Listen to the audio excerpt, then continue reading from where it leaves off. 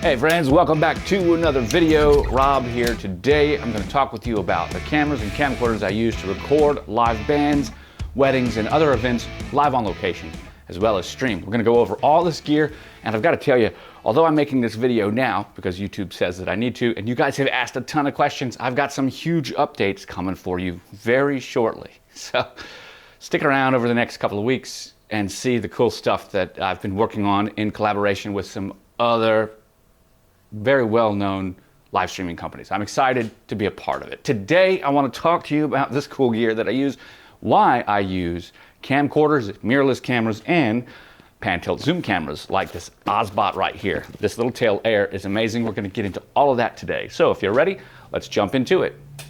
Guys, before we go any further, you know the deal. If you like it, hit the comment, subscribe. I answer all subscriber questions, and if you feel like this information was helpful for you at the end of the video, go ahead and hit me up with those Amazon links down below. I'll get a little commission, or send me a cup of coffee or a pack of beer through PayPal. Thanks a lot.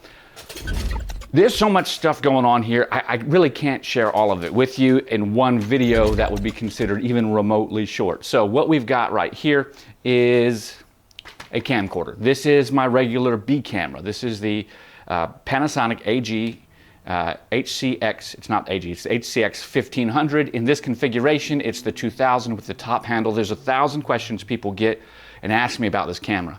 And this camera, or camcorder itself, has a smaller sensor.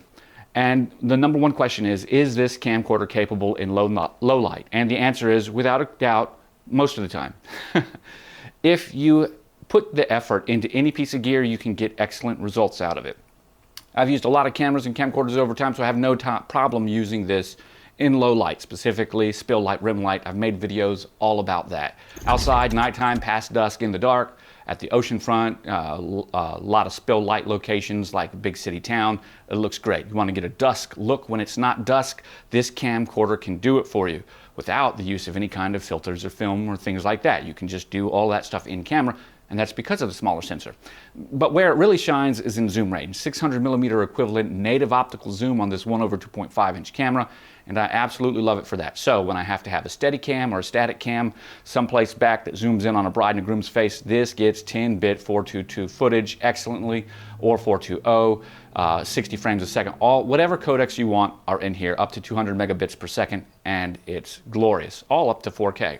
So I love it for that reason. It's also small, very easily portable, and really works its best in automatic mode. So if you just put it in auto and set up a couple of things, like, you know, you might not want your white balance to change. You can choose all those settings. But if you do that, then this camcorder will give you outside and well-lit interiors an absolutely beautiful look. Now, it will struggle in a low light reception at a wedding, which is why Panasonic included this light. Notice what it did to my face right there. It's extremely important, and because of that, I can use it all the time. 24 millimeters, the widest, walking around a wedding at nighttime and in a reception where people are dancing, and get some really great shots with this. We're going to go ahead and turn that off somewhere over here. Now, attached to this camcorder is my Vaxis Atom 500 wireless transmitter. Now, I use several of these. I don't spend a lot of money on the wireless transmitters because buy once, cry once. I guess I've spent a lot of money years and years ago, 6, 7 years ago. Whenever the Vaxis Atom 500 came out, I bought it, and I have a couple of them. And so I use this transmitter to send all of my video someplace else, and that's going to be to my live stream or video capture device. Generally speaking, that's going to be the YoloBox Ultra. In fact, 99.9% of the time, in fact, let's be honest, ever since I started using YoloBox, YoloBox Pro, YoloBox Mini, YoloBox Ultra, I have not gone to any other live stream device. I don't use the Atom XCast, I don't use the Blackmagic ATEM Mini Pros. There have been a lot of updates, but I'm going to tell you the OG YoloBox, which is right here, I'll show you in a second, does it the best for me. And I'm excited because they just updated brand new pan tilt zoom infrastructure, and it works with the OBSBOT tail air native on the box, on YoloBox.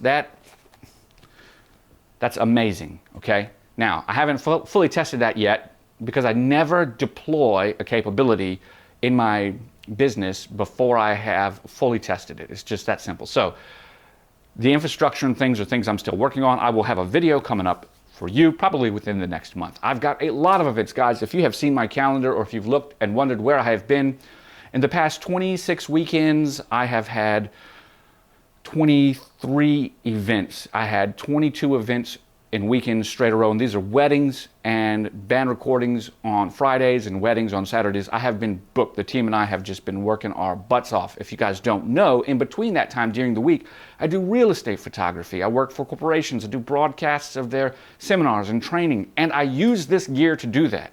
Okay, so as we continue forward and I move this off to the side, this camera is usually my B camera for those reasons that I stated. And I usually use it on a tripod, and I'll move the tripod around from time to time. Now, recently I posted on the OBSBOT Tail Air community a guide for how I set up camcorders at weddings. Go check that out. Maybe I'll put a link down below. You can see that. I'll show you where I put all of my camcorders. I usually use between 5 and 6 camcorders or cameras, imaging devices at a wedding, to include 3 tail air. So lots of fun there. If you're wondering about that, we're going to talk about it. And maybe in another video. I made a whole video about it, but now you know that it's there. Now, because I actually do this stuff for a living, I don't actually talk about the things that I'd like to do. I'm actually sharing with you stuff that I actually do. Sometimes people want to see video clips and stuff. Every once in a while, I'll roll them right now, but I really like the talking head stuff. If you want to go see my work, it's easy. Go to roberthamphotography.com and check out my work. You can see my wedding videos, you can see band stuff, you can see my live streams. All my stuff is there. robertham with 2 M's photography.com. You can also check out the YouTube channel where you're watching this, and you'll see some different things. Today's video won't have as much of that stuff because I'm doing a data dump, friends. I'm giving you distilled, crystallized user input on these devices to help you make a purchasing decision, or just so that you can know what's actually out there. Now, as we're turning, I got to share with you this. Okay, so the behemoth is here. Okay, now I got to readjust the camera a little bit from my beautifully orchestrated setup shot so that you can see this a little bit more clearly. Okay, you can see everything that I would see. So this, what you're looking at, is my gimbal. I have trusted Xinion Crane. Xinion is an amazing company, right? And I have been using the Crane 3S for probably 4 or 5 years. I got it whenever it came out. I don't remember. You guys may remember. And before the Xinion Crane, back when the A6500 first came out, just a little bit before that, the Xinion Tech Crane came out. It was a device that could hold a very heavy or mirrorless camera, had a high payload. So I could rock the A6500 with the 24 to 120 or 24 to 150, whatever it was, equivalent zoom that was on that thing. And so I still use that at weddings. I put my A7 III on it and a 21mm lens, and I go have a blast in wedding receptions for my dancing close-up in the crowd kind of shots. It works a treat. 16mm f1.4 is great too. That G Master lens is something else. But once you're streaming, we actually have a lot of things to do. And if you're in a position where I am, where really at a wedding, I'm not often as much a cinematographer as I am a videographer.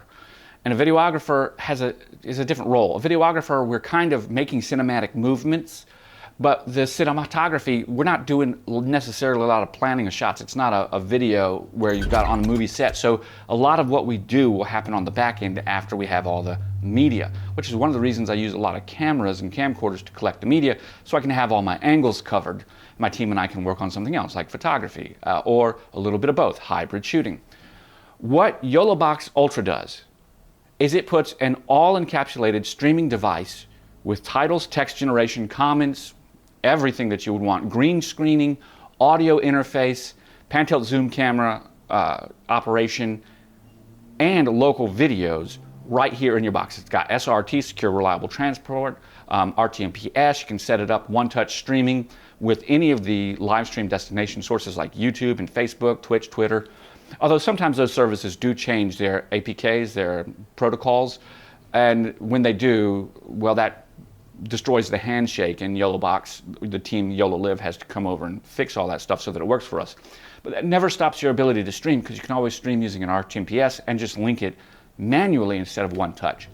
All of these things happen, and we didn't even talk about the greatest part. How do you stream? Well, 3 ways: Ethernet, Wi-Fi, SIM card, and the 4th bonus way, bonding. You can bond all of those together to get an even more secure stream. Now, I'm in Virginia Beach, Hampton Roads. We have an extremely dense 5G network that is very robust. I have never really had to use bonding.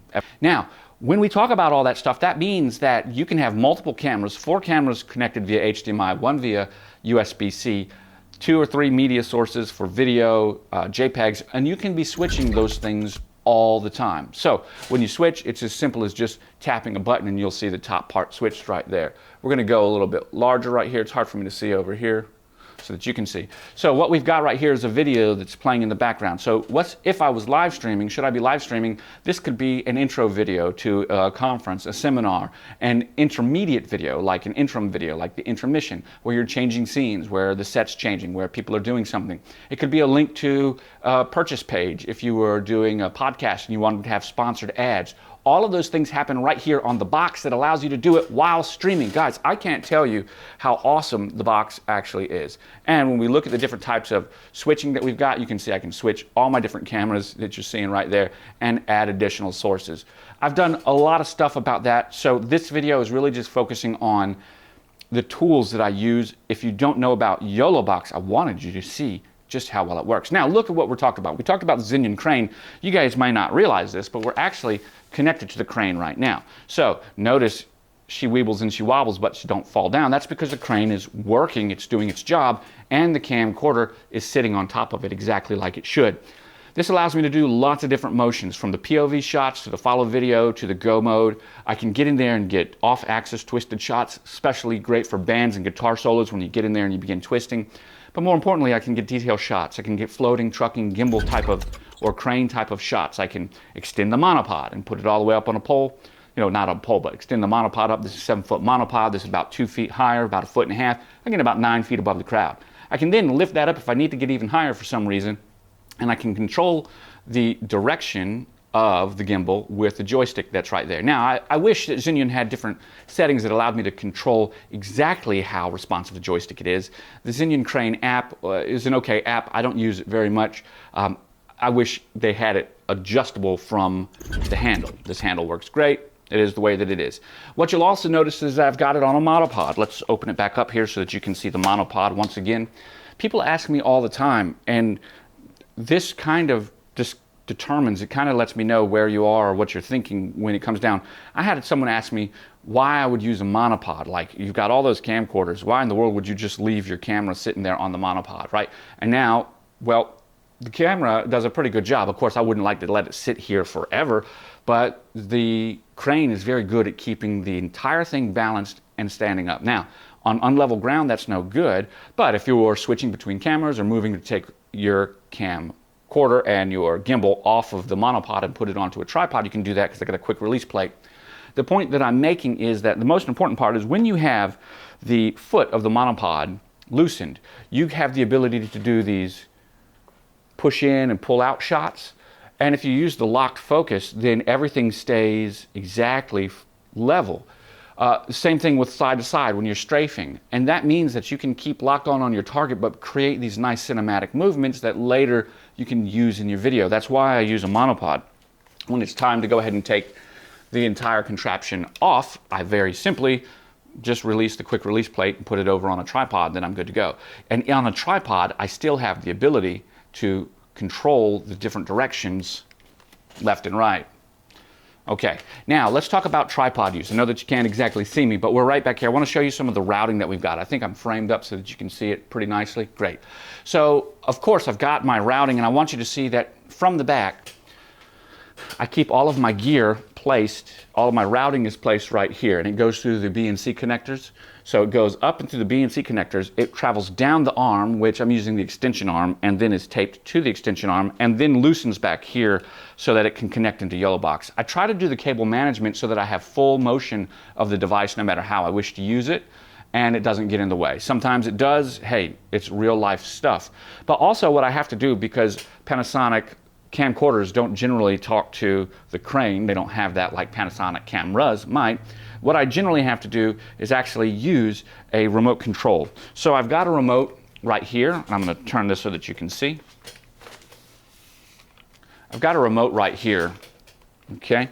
And this remote allows me to zoom and zoom in and zoom out, start, stop recording, and check focus. And you can kind of see a little bit of that right here. Maybe let's switch to HDMI 1. And so we're zoomed in, and now we should be zooming all the way out. Yeah, we're just so close you can't see anything. Right. See, in and out, start and stop recording is also right here as well. So we've got all those things put together. Now, in order to make this all work, I've got a couple of special pieces of equipment right here. I just have a rosette handle, you know, ones with a little rose. That allows me to connect this little length, the Liebeck controller, to it for my remote control. Also has little hooks for 1/4-20 as well as camera mounts so that I can put on a folding 1/4-20 adapter and attach my receiver for the Vaxis Atom 500. Now, if I wanted to, I could build this off and have 2 more receivers on the side of my monopod. But the problem is when I get to the side of the monopod, I'm then losing that receiver when I move it, right? So I really need to connect all of my receiving inputs to wherever YoloBox is going to be. And in order to do that, I just add another plate underneath here and just stack my receivers off on one side to kind of balance the monopod section of this. But then that will also remove when I remove the plate. I do that through this little lifter. It's like $12 from Zinnian Crane, small rig lifter. It's real simple and it gives me additional connections right there. When I look for all of this, I think next about my audio sources. And so we've talked about all that cool stuff. I hope you've enjoyed. I'm now going to bring us in and talk a lot about audio. Okay, so the audio itself, how do we get the audio into it? Well, first of all, when I'm recording, I'm doing a couple things. Number one, I've got my master field recorder, this is Tascam Portacapture X8. I've got it with my modifications for scratch and noise so that it helps dampen the internal sound because it feels kind of hollow if you don't. I made some videos on how I do that. But this is a 32-bit recorder. So I record everything in 32-bit 48K samples. Why 32-bit 48K? Has everything to do with space. Right. If I'm going to be getting something from a band, I'm going to get the 32-bit 192, so I'm not going to worry about it. This will be more of my scratch.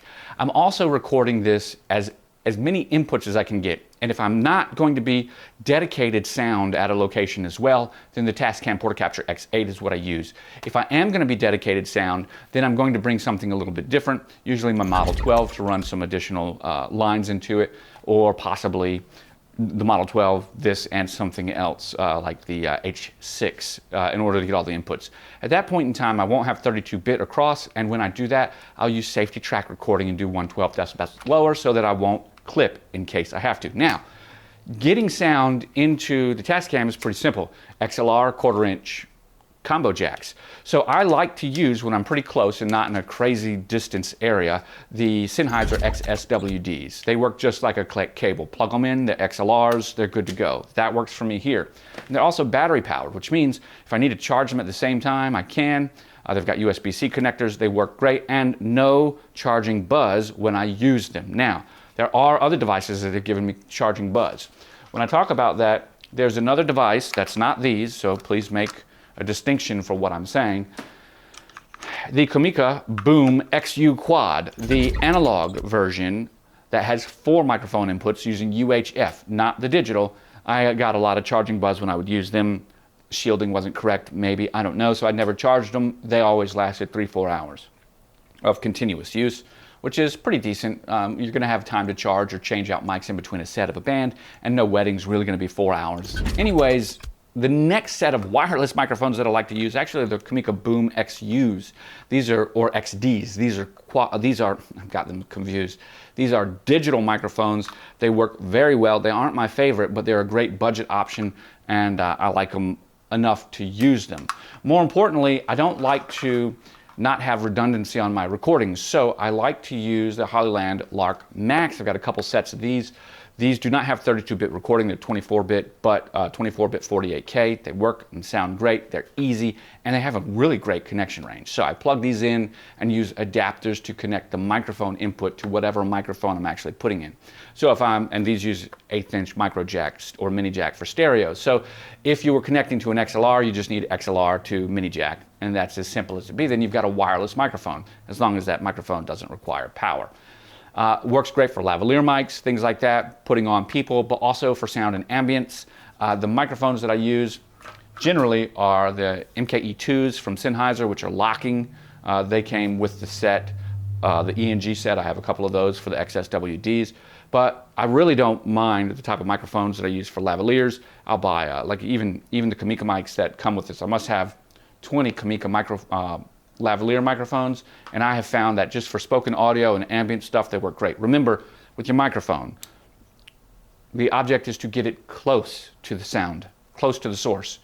A $10,000 microphone across the room will never sound as good as a $5 microphone right in front, right? Just a cheap old microphone that you get from anywhere. So I try to get my microphones as close to as possible the source. That's where we go. When we talk about the microphones that I use on my camcorders, I use the Sennheiser NV5R because it's a short shotgun microphone right around 5 inches. It works well. A little bit of sound noise floor right around 60 decibels, 58. So it's a little noisy, but that's okay if you set it up properly. And then I have these really cheap VidMic Pros that I got 10 years ago. They're shotgun mics, and they're a little bit pretty much the same, but they are also battery powered. And I use these for scratch audio on my camcorders because they're better than the on-camera. Well, I use them for scratch audio anytime. I think that they're pretty good shotgun microphones, budget shotgun microphones. And I use them, like I said, for scratch audio. I don't like to use any delivered audio from these things, you know. And they're shotgun mics. They're these things, you know, and so they work well. They're battery powered. You can plug them into a cable. If they get run over by a car, I don't care. And they're pretty cheap, right? The point is they're better than most camera or camcorder microphones, especially the cheaper camcorders. They're not better than the microphones on the Panasonic AGCX 350, but that has 4-channel microphone recording. So I pop it on there just to have a directional microphone source and 2 omnidirectional microphone sources. When I think about all these things and put them together, I also use some additional stuff. I use a windsock, the Mevo windsock, which you can kind of see right here. That little Mevo windsock, pretty nice. It comes on, I have it stuck on with gaff tape so that it stays there. And I also use 1/8 power diffusion filters, diffusion black mist filters. Now I don't use the cheap ones. I use the ones by Nano K or Nano D, I don't know who it is. I find that I really like that for interiors, especially if you're shooting a bride and you want a window that's kind of blooming, right? And she's going to be holding her dress. You got to be careful with bloom, because when you shoot with too much bloom, you blow out, which is exactly the purpose of what it does.